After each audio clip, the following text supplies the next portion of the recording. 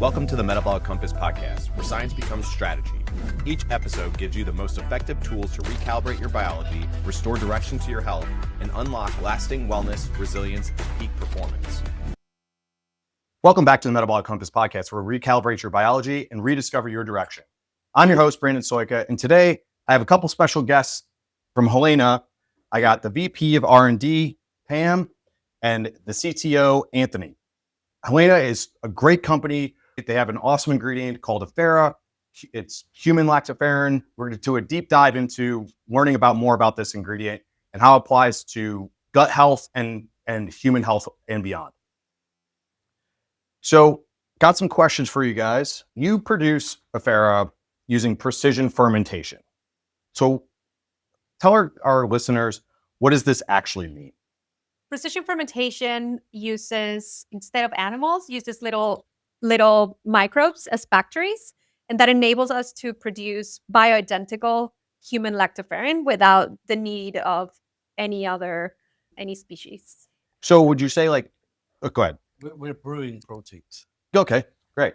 So for simplicity's sake, would you say essentially these bugs are essentially taking a substrate or food for them and essentially kind of taking it and re-engineering it and building it, out of almost like Lego blocks into the actual thing that that you guys are trying to produce? Correct. We engineer them, we program them to take up the substrate and then produce human lactoferrin and in the future other bioactive proteins that are inspired by breast milk. That's awesome. So, another question from that is, you say you're programming them. So explain what does that process look like? Is it like just popping on a computer and reprogramming them, or how does that work? It all starts in a computer, okay. Definitely. So we think about, okay, we wanted to produce lactoferrin. We look into the yeast and say, okay, this is the pathway and this is the part of the metabolism that is involved in the production of human lactoferrin. Mm-hmm. We create these programs, we go into the lab and we insert them into the cells. These are little pieces of DNA that encode for what either human lactoferrin itself or any other factors that may help in the fission production. You don't see that much going on. I think they're starting to see some fermentation stuff in terms of peptides and whatnot in the dietary supplement space, but you guys are really kind of setting the standard there. So what are some of the main benefits of lactoferrin over, say, cow colostrum? Why does that even matter that it's not from cows? Well, it matters because we're human. So if you want to have human benefits from lactoferrin, it makes a lot of sense, particularly when you're employing precision fermentation to drive the technology and make the product. Then why would you make a bovine equivalent, which is allergen? We decided to go after the human one because it's the most active bioactive protein in human breast milk. Got it. Yeah, I guess that makes a lot of sense, right? We're not giving infants cow milk, right? It's ideally breast milk or a formula that's, as close to that as possible. Sticking with that for a second, is that something that you guys see Effera, being a target, say products that you would, like to see happen, is getting this into an infant formula in the future?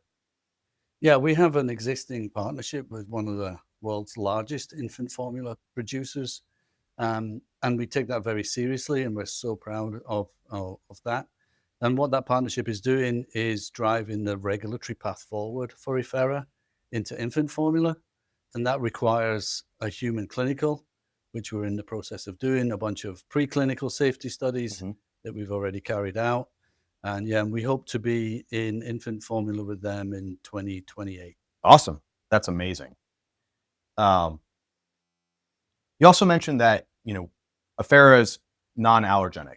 Does this apply across the board, or, is this, because obviously being, derived from milk, a lot of consumers are going to immediately jump to the conclusion that, well, I'm lactose intolerant, or, I have other allergies. Would this apply there, or, kind of help people understand why or why not this would make sense for them?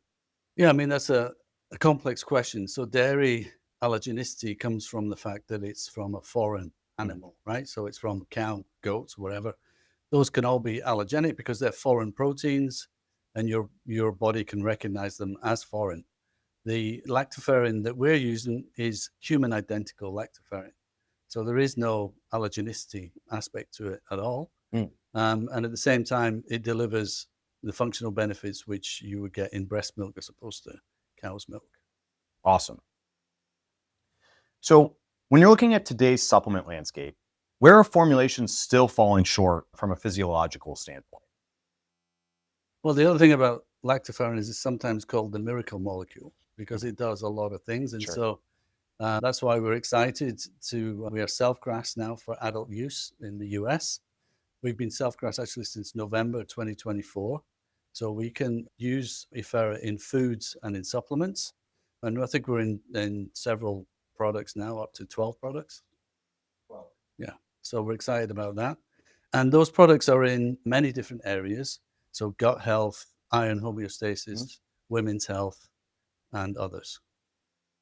Great. One of the ones that is kind of in vogue at the minute is like a colostrum concentrate. You know, people are big into colostrum. Yes. The main element in colostrum is lactoferrin, but that's normally bovine lactoferrin, right? So if you want to replace that colostrum, you can use Effera to make a colostrum-like product and add in some probably antibodies or other formulations to make like a colostrum concentrate, which is more fit for purpose.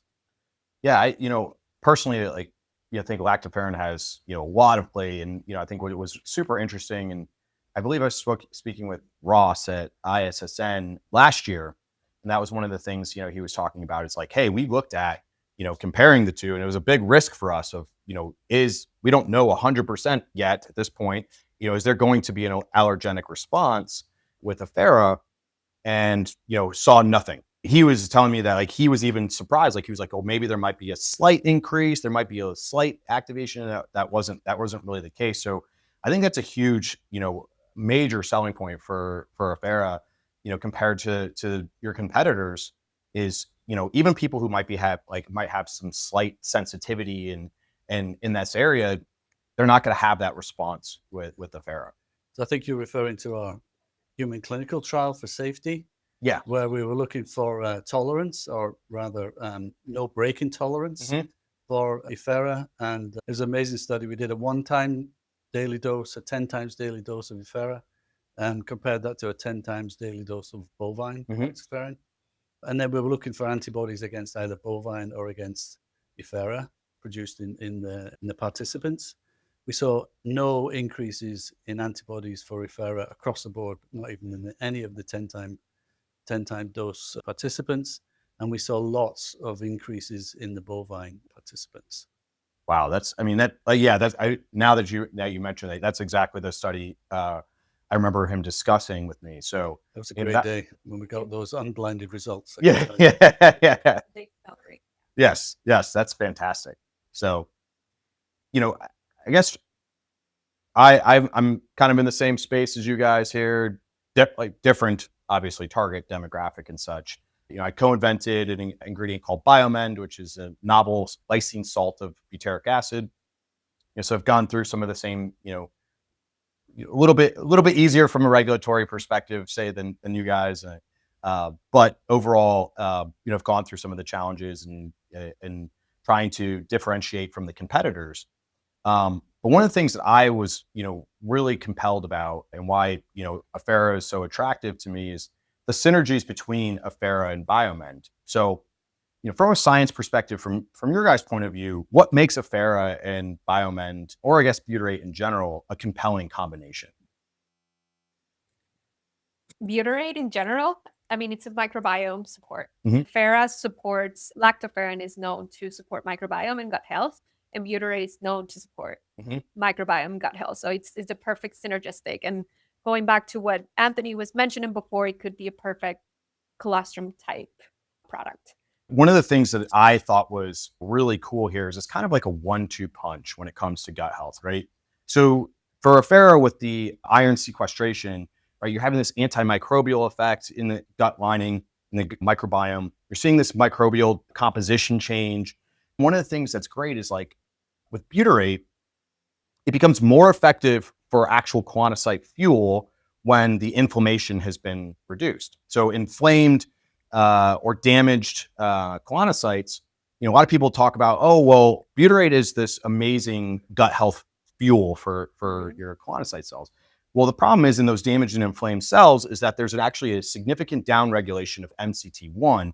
That's the transporter that pulls butyrate into the cell. So believe it or not, the damaged and unhealthy colonocytes are not actually using butyrate as a source of fuel. However, it works at a genetic level and causes the cell differentiation of more colonocytes to become healthy again. And those healthy colonocytes can use it as fuel. What I love about it as far as a 1-2 punch with Effera is you have this antimicrobial effect, right? You're setting the environment. So you're reducing, I believe that you guys have shown that it can reduce NFKB. If NFKB is reduced, there's less inflammation in the gut lining. So now those colonocytes, those healthy colonocytes can use this as fuel. So we have this kind of like 1-2 punch of where we're not preventing, you guys are helping with, protecting and preventing the, this damage from happening from these bad bacteria. We're preventing some of the LPS that may have already been there from getting in because we're repairing the gut lining. I believe you guys have also shown that you can help and bind LPS. Is that correct? So yeah, so you're now, I think like if people are really looking for a kind of more, they're really symptomatic in terms of GI related issues, bloating, diarrhea, constipation, etc. I think they need stuff that are more novel and effective, right? Where, we look at prebiotics, we look at probiotics, those are so much like microbiome composition dependent, right? And the three of us could have a totally different response from one of those two. Whereas, receptors that we have in our bodies and within the gut, we all have those regardless of who we are. So, butyrate works on, certain receptors of GPR41, 43, 109A, and HDAC inhibition. You guys, you're working on IFN, as far as, the receptors there. Those are all independent, right? We all have those receptors. So we're going to actually all have similar effects, right? It may not be exact, but it's going to have, similar effects. You're more likely to have a positive result for those people who are symptomatic than somebody who may try a prebiotic fiber and it may make it worse for, 8 to 10 weeks before they actually start to see any positive benefits. For me, that was a major, compelling story from my perspective of having Effera and BIOMEnd together, kind of working in tandem for really setting the environment and how the host can basically handle the signaling properly. So, yeah, I mean, I see Effera as an immunoeducational protein. That's what it does in infants, right? Mhm. It takes an unbalanced Th1 immune system and turns it into a balanced Th1, Th2, which leads to all kinds of less issues in life going forward. Mhm. Allergenicity, Crohn's disease, autism, all related to this change in the innate and adaptive immune system. So it's a really big part of that. And as we kind of live, that's for the infant, right? So we're now all living in a more sterile environment. Mhm. So we're all less immunochallenged, and we are kind of always going on that more into a kind of an unbalanced immune system. And Effera or Lactoferrin, and we believe Effera can maintain that in all different states of health. So that's why it's working in adults, and it's working primarily through the iron regulation and manage inflammation, and then relating that to how that innately then allows changes in gut microflora, which increases the gut barrier integrity, and all of these things work in concert. And really, then you have the overall axis between gut, brain, and you have cognitive improvements, and all of this have been shown with Effera. That's It's amazing. All right, last kind of more serious science question. Lactoferrin is often called a regulator. What does this actually mean to the body? It's as Anthony just mentioned, it's an immune educator, also known as immune modulatory protein. Mhm. As you will mention, it binds to LPS, so it can minimize that damage and that inflammation coming from this aversion that you do with LPS. And it also, the reducing inflammation would also help you absorb better iron through some mechanisms that have been described, like hepcidin. Mm. Because hepcidin seems to be a gatekeeper from iron, Mhm. and when your body is inflamed, it's not allowing the iron to be absorbed. Got it. Did Awesome. I answer your question? Yeah. Awesome. All right. Couple more questions left, and my last question will be one of my fun ones. So, do consumers understand this distinction yet today? In terms of, basically like what a regulator, would be. And so that's and there's a bunch of issues that there's a lot of education we have to do about Effera, but I think people do know what breast milk does, right? And know that breast is best. And this is really the conversation that we should be having with consumers, that we are really trying to move forward with bioactive ingredients from breast milk to drive human health conditions across lifespan. Got it. So, we've talked about this a few times, but kind of go a little bit more in detail. What's the real difference between human identical lactoferrin and bovine sources? There's multiple differences. It's not only sequence, it's also absorption. Our guts have receptors that recognize human lactoferrin. They're not meant to recognize bovine lactoferrin. And we know from in vitro data that absorption of human lactoferrin is much more efficient than bovine. So that's one of the differentiators. Another one, the allergenicity part. Bovine is exogenous. We know from our clinical study that the body reacts at some form producing antibodies, anti-bovine lactoferrin, but it recognizes human lactoferrin or Effera as its own. So those are the main points. So bovine functions, right? So that's why people have been putting it into infant formula and other products. Effera and human lactoferrin just works better. It's more bioavailable. So those antibodies that are produced to bovine, those antibodies are likely clearing the bovine from the blood. So therefore, it's not available to do what it's supposed to do. Whereas you don't have that for Effera in any of the clinicals that we talked about. And so therefore, it's more functional, it lasts longer, and delivers the benefits for longer.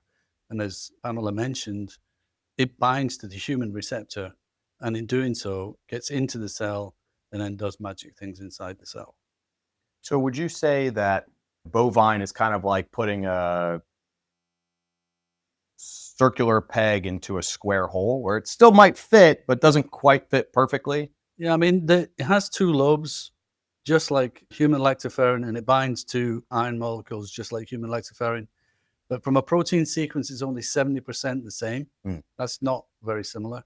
And then it has 5 glycosylation sites where sugars are decorated on the protein. Human lactoferrin only has 3. And so there are big differences. Got it. And when it digests much quicker. It digests into different fragments, different peptides, and these peptides are also active. So it has different active peptides. And this has all been well characterized in the literature. So you mentioned sequence a few times. Kind of put that at say in layman's terms, so what people would understand of, yes, there's a difference obviously between sequencing of the two, but what does that mean to, say, the average person, so they would understand, say, what a sequence of bovine lactoferrin is versus the sequence of, say, human lactoferrin? Yeah, I mean, I guess you could, it's like having a Toyota or a Ferrari. They're both cars, right? But they're not the same, right? They kind of do the same thing, but there's big differences. So, I mean, this sequence is the sequence of the building blocks that make the protein, which are amino acids. There are 20 amino acids, and they all get piled together. There are 690 amino acids in lactoferrin. So the way they get put together, there's only 70% similarity between bovine and human. So they can be very different in that sense. So would you say it's kind of like essentially making words, right? There's 26 letters, but they can be put into different orders to have totally different sounds and spellings and lengths. So essentially what we're looking at is, bovine lactoferrin is a different word than, say, human lactoferrin. Very different. Yeah. It's a different book. Yeah, different book. There you go. Even better. All right. So I'm going to ask, last question. This is one of my favorites. dietary supplement industry wide, what's one of your biggest pet peeves that you see in the industry that you would like to see changed? We pride ourselves on the science, right? So it would be having high integrity science driving the outcomes of these products. We really spent a lot of time making the right protein, designing the right protein, and then scaling the right protein. We have $1 million investment in an LCMS, which allows us to describe to exquisite detail everything we're making so that we know that it's the right thing and it delivers. And we put out 9 or 10 scientific publications on Effera and a couple of 3 clinicals. And we continue to drive the science on clinicals, and we want to see the industry do the same, right? Yeah, totally understand that. Scientific rigor. Yeah. Can be summarized. Perfect. Well, Anthony, Pamela, thank you so much for your time today. I appreciate you guys letting us be guests here at Helaina. Thank you so much for your time, and wish you guys the best and loving to see where you guys are going next. Thank you so much. Thank you. Thanks. You've been listening to the Metabolic Compass podcast, where we bridge cutting-edge science with real-life application to help you reclaim your health, one directional shift at a time. To learn more, visit us at www.themetaboliccompass.com or follow us on Instagram and TikTok at The Metabolic Compass. And if you haven't already, leave a review. It helps others find their way back to alignment too. Recalibrate your biology, rediscover your direction.